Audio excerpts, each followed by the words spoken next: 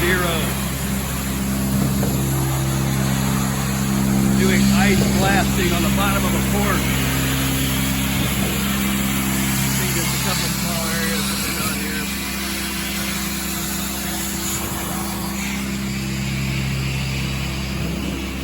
That's the air compressor to power it all up. A little overkill for just one machine, but it'll run a couple.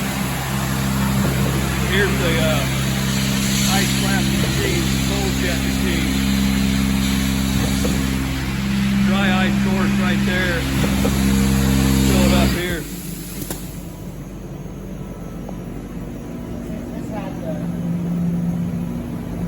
There's usually a whole cover here, so all this cellulose didn't get corroded by anything. Yeah, that Cosmoline protected it. Nice. Yeah.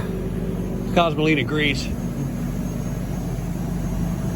Hey, you know, they threw it back together for the show as fast as possible. I took the cartons over there. Oh, yeah, okay, gotcha. I put the hardware back in so that I can clean it.